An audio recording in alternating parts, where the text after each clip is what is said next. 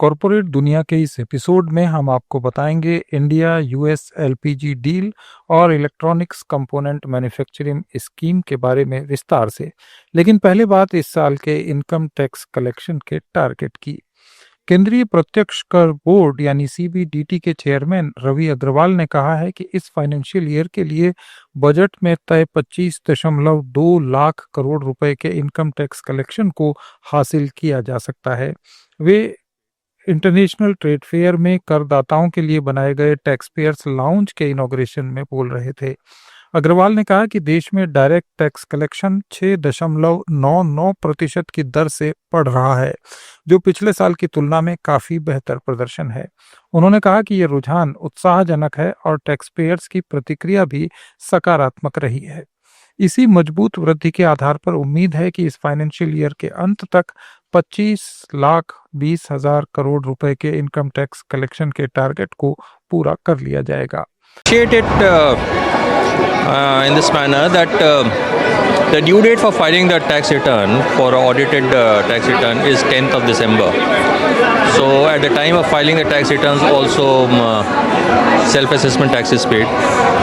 And then apart from that there are two advance tax dates also, which is 15th of December and 15th of March. So there also the revenue would come. So then we will be able to sort of compare the trend. The other very important aspect is that the TDS rates were rationalized last year, which would have implication. Ravi Agarwal ने कहा कि 2025-26 में 1 अप्रैल से 10 नवंबर तक direct tax collection 6.99% बढ़कर 12.92 लाख करोड़ रुपए हो गया। इस वृद्धि में कॉरपोरेट टैक्स संग्रह और धीमी रिफंड दर मुख्य कारण थे। इस दौरान 2.42 लाख करोड़ रुपए का रिफंड जारी किया गया, जो पिछले साल की तुलना में 18% कम है। अग्रवाल ने नई आयकर नियमावली और आईटीआर फॉर्म के बारे में भी बताया। उनका कहना था कि नए नियम और फॉर्म इस साल के अंत तक या अगले साल जनवरी तक नोटिफाई किए जा सकते हैं। नए फॉर्म टैक्स पेयर्स की सुविधा और कारोबारी सुगमता के सिद्धांत पर आधारित बनाए गए हैं, ताकि अनावश्यक बोझ न पड़े। रिफंड में देरी के कारणों के बारे में उन्होंने बताया कि डिपार्टमेंट कुछ गलत या सस्पिशियस रिफंड दावों का एनालिसिस कर रहा है। उन्होंने टैक्स पेयर से कहा कि अगर कोई गलती हुई है तो वे रिवाइज्ड रिटर्न दाखिल करें। अग्रवाल ने उम्मीद जताई कि रिफंड इस महीने या दिसंबर तक जारी कर दिए जाएंगे।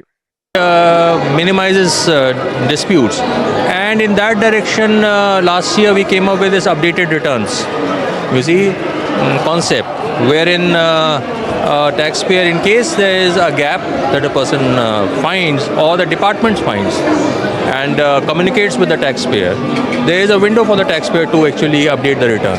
So that is also one step towards reducing disputes. Tariff विवाद के बीच भारत और अमेरिका ने पहली डील साइन की है।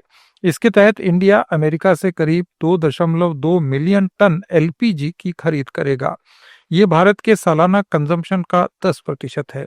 ये डील केवल 1 साल यानी 2026 के लिए है। ये डील भारत की सरकारी तेल कंपनियों Indian oil corporation, Bharat petroleum corporation और हिंदुस्तान पेट्रोलियम कॉरपोरेशन ने अमेरिका की एनर्जी सप्लायर चेरॉन फिलिप्स 66 और टोटल एनर्जीज ट्रेडिंग के साथ की है। भारत दुनिया का दूसरा बड़ा एलपीजी उपभोक्ता है। अभी भारत अपनी एलपीजी जरूरतों का आधे से ज्यादा इंपोर्ट करता है और ज्यादातर सप्लाई वेस्ट एशिया के बाजारों से आती है। पेट्रोलियम मंत्री हरदीप सिंह पुरी ने इस डील को हिस्टोरिक बताते हुए कहा कि दुनिया के सबसे तेजी से बढ़ते एलपीजी मार्केट्स में से एक अब यूएस सप्लाई के लिए खुल गया है। भारत के लोगों को सुरक्षित और सस्ती एलपीजी उपलब्ध कराने के हमारे प्रयास में हम अपनी सोर्सिंग को डाइवर्सिफाई कर रहे हैं। उन्होंने कहा कि ये डील इस दिशा में एक अहम कदम है। पुरी ने एक्स पर लिखा कि पिछले साल ग्लोबल एलपीजी प्राइसेस 60% से ज्यादा बढ़ गईं, फिर भी सरकार ने उज्ज्वला के बेनिफिशरीज को सिर्फ 500 रुपए प्रति सिलेंडर ही वसूले, जबकि इसकी असली लागत 1100 रुपए तक पहुंच गई थी। सरकार ने बाकी बोझ खुद उठाया और उपभोक्ताओं को कीमत के झटके से बचाने के लिए 40,000 करोड़ रुपए खर्च किए। केंद्र सरकार ने इलेक्ट्रॉनिक्स कंपोनेंट मैन्युफैक्चरिंग स्कीम के तहत 7,712 करोड़ रुपए की कुल 17 परियोजनाओं के सेकंड फेज को मंजूरी दे दी है। मौजूदा राउंड में आए 249 एप्लीकेशंस में से 17 को मंजूरी मिली। इलेक्ट्रॉनिक्स और सूचना प्रौद्योगिकी मंत्री अश्विनी वैष्णव ने कहा कि सरकार का लक्ष्य भारत में इलेक्ट्रॉनिक्स वैल्यू चेन को मजबूत करना है। उन्होंने कहा कि ग्लोबल कंपनीज अपनी सप्लाई चेन का डाइवर्सिफिकेशन करना चाहती हैं और इस प्रक्रिया में भारत एक अहम साझेदार के रूप में उभर सकता है। इस चरण में खास बात यह है कि जम्मू कश्मीर से पहली बार इन्वेस्टमेंट हासिल हुआ है, जबकि अन्य परियोजनाएं उत्तर प्रदेश, मध्य प्रदेश, कर्नाटक, महाराष्ट्र, तमिलनाडु जैसे राज्यों में लगाई जाएंगी।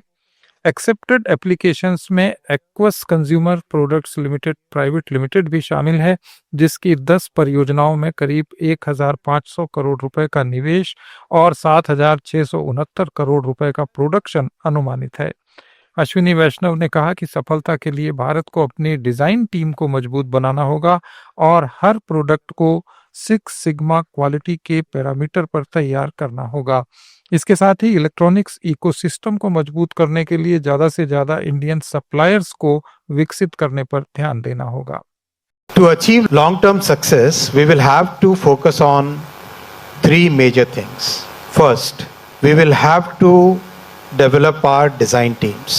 Whatever be the cost, whatever be the effort, whatever be the hard work that has to be put in, this is something which has to be done. My second request and second ask is to focus on getting 6 Sigma quality in every product that we manufacture. Smallest of the small products and the most complex of the complex products.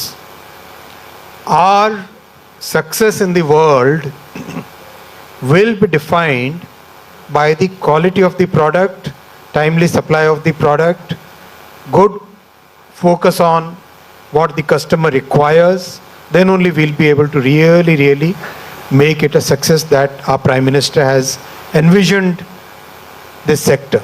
And third ask is, as far as possible, for everything that you use in your factory, in your plant, in your laboratory, get Swadeshi, get Atmanirbharta.